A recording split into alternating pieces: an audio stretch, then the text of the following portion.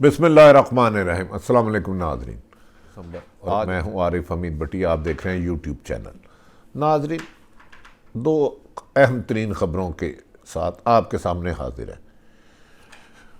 PDM का दबाव फौज को अंडर प्रेशर लाने का नाकाम होने के बाद पीडीएम तितर बितर होकर बिखरती जा रही है। पीपल्स पार्टी ने उसको अपनी एक ज़ैली तंजीम बना लिया है। इनका ख्याल था कि ये इस्टेब्लिशमेंट और अदलिया पर तनकीद करेंगे पीडीएम, नवाज शरीफ, मरियम और मौलाना फजलुर रहमान, मगर नाकामियों दर नाकामियों ने इन्हें इस्तीफ़ों से लेके लॉन्ग मार्च तक किसी भी फैसले पे पहुंचने नहीं दिया। नाज़रीन, इनका लाहौर में जो जनाजा निकला 13 दिसंबर का नाकाम जलसे के बाद, ये गैर फितरी इत्तेहाद तितर बितर होकर रह गया। ये इत्तेहाद ही अननेचुरल था, मफादात के इत्तेहाद था। और दूसरी, पाकिस्तान के लिए अहम तरीन खुशखबरियाँ पाकिस्तान की कहा जा रहा है 2021 पाकिस्तान के लिए कामयाबी हैं और पाकिस्तान की इकानमी को बेहतर करने के लिए अहम होगा। इस सिलसिले में सी पैक पाकिस्तान को दुनिया में इसकी इकानमी को आगे ले जाने में कामयाब होगा। दूसरी तरफ अमेरिका इस बात से सख्त परेशान है कि आने वाले दिनों में चीन की माशी सूरत हाल दुनिया की पहले नंबर पर आ जाएगी और उसकी चीन की हिकमत अमली आने वाले दिनों में अमेरिका की मज़ीद परेशानी का बायस बनेगी कि वो इकानमी को दुनिया में फैलता जा रहा है और पहले नंबर का एक्सपोर्टर बन रहा है। इस सिलसिले में सी पैक को अहमियत करार दी जा रही है, क्योंकि सी पैक वन रूट की वजह से पाकिस्तान की तरक्कियाँ भी आएंगी और आने वाले दिनों में पाकिस्तान के लिए तो वो उम्मीद ये की जा रही है कि 2021 पाकिस्तान की तरक्कियों और खुशहालियों का होगा। इसकी रिपोर्ट्स मुख्तलिफ दुनिया में आ चुकी हैं कि आने वाले दिनों में चीन के साथ साथ पाकिस्तान बेहतरी की तरफ जा रहा है और अमेरिका की परेशानी का बायस है। और सी पैक की वजह से यूरोप जो 2-2 महीने 1.5 महीने का रूट था पाकिस्तान में गुजरने की वजह से 10-11 दिन का रह जाएगा। अब आ जाते हैं पहली खबर। नाज़रीन, आप जानते हैं कि 25 जुलाई 2018 में इमरान खान साहब वज़ीर आज़म बने, इलेक्शन के बाद वज़ीर आज़म बने, जिस पर कुछ ही देर बाद नवाज शरीफ और आसफ अली जरदारी पीपल्स पार्टी के ख़िलाफ़ केस चले और उनको नवाज शरीफ को सज़ा हो गई और उनकी साहबजादी को हो गई। फिर वो बीमार पड़े। फिर अचानक मौलाना फजलुर रहमान इंतकाम के चक्कर में उन्होंने सारी जमातों को पहले दिन कहा कि वो हलफ ना लें, लेकिन बिला आखिर उन्होंने हलफ ले लिए। और कुछ ही अरसा गुजरा था कि मौलाना फजलुर रहमान ने पीपल्स पार्टी के साथ मिलकर, मुस्लिम लीग नून के साथ मिलकर 11 जमाती इत्तेहाद बनाया, जिसे पीडीएम का नाम दिया, पाकिस्तान डेमोक्रेटिक मूवमेंट। अभी ये गैर फितरती इत्तेहाद था, इसमें कोई एक नेचर नहीं थी। ये सारी जमातों के अलग अलग मंशूर है, अलग अलग रास्ते हैं, अलग अलग मंजिल है। पीपल्स पार्टी और नून लीग 3-3 दफ़ा हुकूमत में रह चुकी थी और मौलाना फजलुर रहमान दुनिया में कभी भी ऐसी स्टेज नहीं आई कि वो पाकिस्तान में हुकूमत तो दरकनार अकेले कभी केपीके में भी हुकूमत बना सके। जब ये इत्तेहाद बना तो बुलंद व बाले दावा किया गया, कहा गया कि इमरान खान इस्तीफ़ा दे फौरी तौर पर, और साथ ही इस्टेब्लिशमेंट और अदलिया को टारगेट किया जाता रहा। इस किस्म के इल्ज़ामात लगाते रहे कि यहाँ तक कि मुजरम तक कहा जाता रहा, बाहर उठा के फेंको। लेकिन पाकिस्तान की इस्टेब्लिशमेंट ने इसमें बहुत तहम्मुल का मुजाहरा किया और किसी मौके पर भी रिएक्ट नहीं किया। और उन्होंने सिर्फ इतना कहा कि पाकिस्तान की इस्टेब्लिशमेंट आइन और कानून के तहत अपने फ़राइज़ अदा करती रहेगी और अदलिया भी लगी रही। खैर, इस मौके पर पीडीएम के बुलंद व बाले दावे आए, लेकिन खोखले हो गए। इन्होंने ये दरअसल इस्टेब्लिशमेंट को इसलिए प्रेशर नहीं कर रहे थे कि वो गैर जानिबदार हो, इस्टेब्लिशमेंट को इसलिए प्रेशर कर रहे थे कि वो जो करप्शन की दलदल में फंसे हुए हैं, माजी की तरह हमेशा जैसे मुशर्रफ ने इनको निकाला, ज़ियाउल हक ने निकाला नवाज शरीफ को, वो करप्शन की दलदल से फौज इस्टेब्लिशमेंट इनको निकाले। मगर इस वक्त इस मरतबा इस्टेब्लिशमेंट ने इससे इनकार कर दिया और उन्होंने कहा कि आप जराइम के मामलात, कानूनी मामलात अदालतों में करें और पार्लियामेंट में करें। जब उनको ये सर्द रवैया सामने आया, उनके गैर जानबदारी रहने का आया, तो उन्होंने कहा हम तो इसको दबा रहे थे ताकि हमें आने वाली मुश्किलात से बचाया जाए, ये तो बिल्कुल ही हमें इग्नोर कर रहे हैं, जिस पर एस्टेब्लिशमेंट पर हमले करने शुरू कर दिए गए। इस मौके पर पीपल्स पार्टी ने खूब चाल चली और इन्हें नाको चने चबा दिया आसफ अली जरदारी ने। इन्होंने कहा खबरदार पीडीएफ हमें डिक्टेशन ना दे, ना हम इस्तीफे देंगे, ना सेनेट के बाइकाट करेंगे और ज़िमनी इलेक्शन भी लड़ेंगे। ये खसियानी बिल्ली खंबा नोचे, नहीं नहीं हमारा इत्तेहाद कायम है। लेकिन उसका नतीजा क्या हुआ?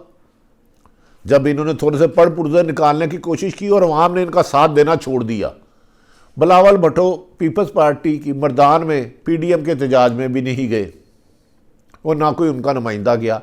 लाहौर में पीडीएम का इजलास हुआ जाती उमरा के तवील तर महल में, बड़े महल में, लेकिन उसमें भी बिलावल भुट्टो नहीं आया और वीडियो लिंक पे ख़िताब किया, लेकिन उस पर सख्त तनकीद की कि आप होते कौन हैं हमें डिक्टेशन देने वाले।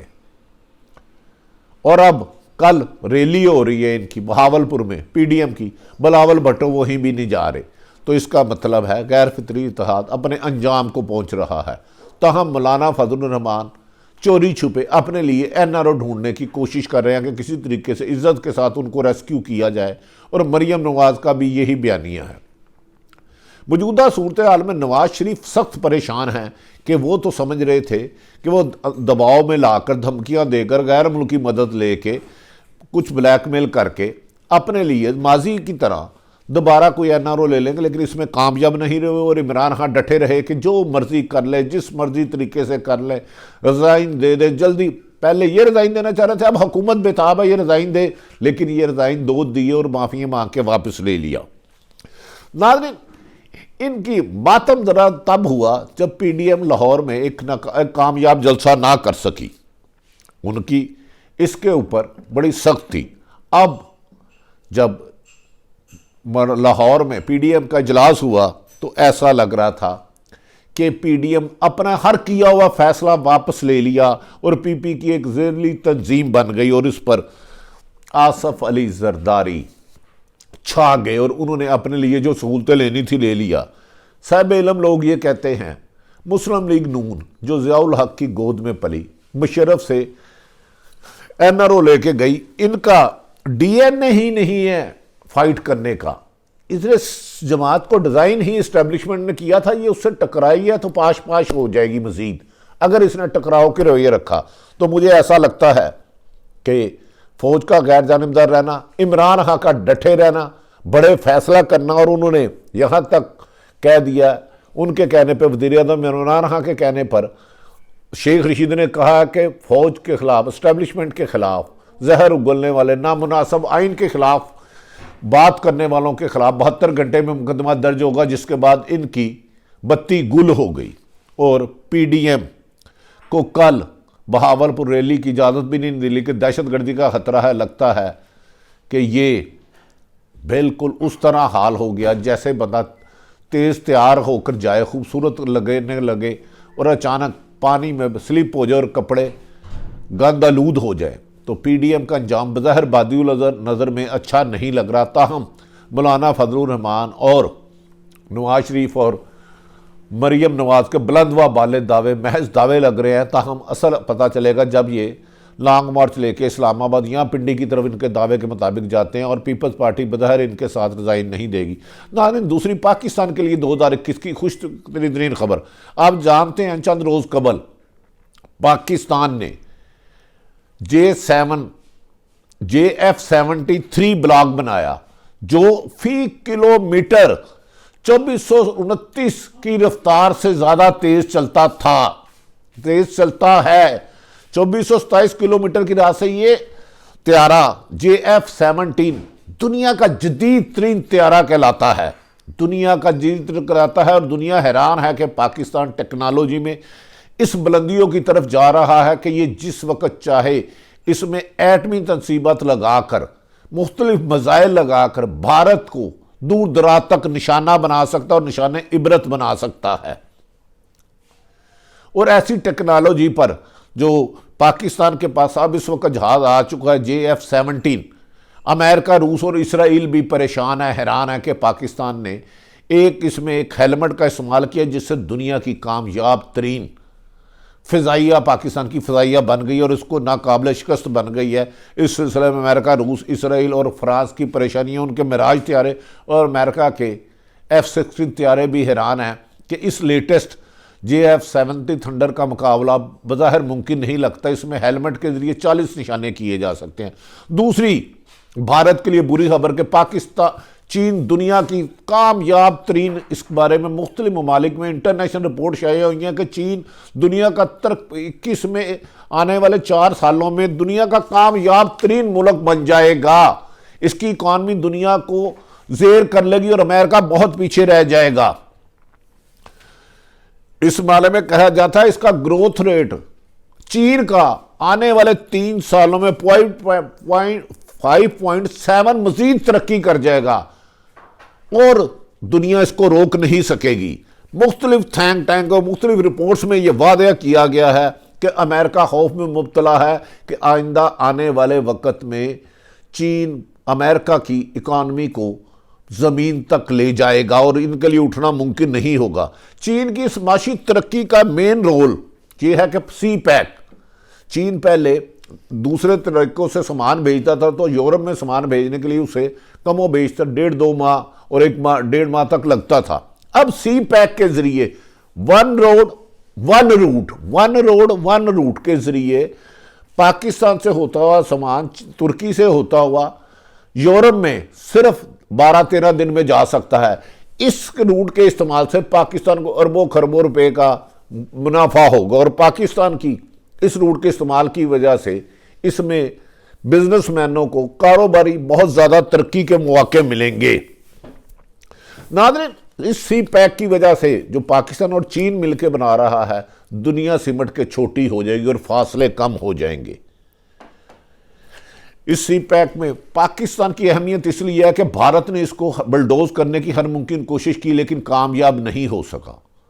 अब अगर चीन तरक्की करता है CPEC की तरफ से तो उसके असरात यकीनन पाकिस्तान तक पहुंचेंगे और पाकिस्तान इसमें ना सिर्फ अपना रूट इस्तेमाल कराएगा बल्कि पाकिस्तान में आने वाले दिनों में मुख्तलिफ फैक्ट्रियाँ, इंडस्ट्रियाँ ऐसी तामीर की जाएंगी जो दूसरे रूटों पे जाके पाकिस्तान अपना माल फरोख्त कर सकेगा और भारत और बांग्लादेश को पीछे करने में कामयाब हो जाएगा। 2021 को तवक्को ये की जा रही है अगर हुकूमत दानतमंदी और हिकमत अमली से काम ले तो पाकिस्तान अपनी इकॉनमी, अपनी गिरती हुई ग्रोथ को ऊपर उठाकर एक तरक्की याफ्ता मुल्क बन जाएगा। जबकि कहा यह जा रहा है 2021 में वज़ीर आज़म इमरान खान PDM के लिए और मुश्किलात खड़ी करेंगे और बड़ी बड़ी गिरफ्तारियां कराएंगे और किसी से ब्लैकमेल नहीं होंगे, जिसका नुकसान PDM की तितर बितर होती हुई क़यादत के चेहरे देखकर अयां होता है। इमरान खान का और शेख रशीद का ये बयान कि इस्टेब्लिशमेंट के खिलाफ बातें करने वालों को अंदर 72 घंटे के अंदर होगा, उन सब की मौत का बायस और तबाही का, नुकसान का बायस बन रहा है। नाज़रीन, आरिफ हमीद भट्टी ने आपको सियासी सूरत हाल और इंटरनेशनल सूरत हाल में चीन की बढ़ती हुई अहमियत और पाकिस्तान का CPEC की वजह से अहम किरदार और 2021 को खुशहाली का करार की तमाम सूरत हाल आपके सामने रखी। अगर आरिफ हमीद भट्टी का YouTube चैनल आपको पसंद आए तो मुनासिब समझे इसे सब्सक्राइब करें और बेल आइकन दबा दें ताकि जैसे ही नई वीडियो आए आपके पास अपने इर्द गिर्द रहने वाले की खुशियों का ख्याल रखें, किसी के तकलीफ का बायस ना बने। पाकिस्तान जिंदाबाद।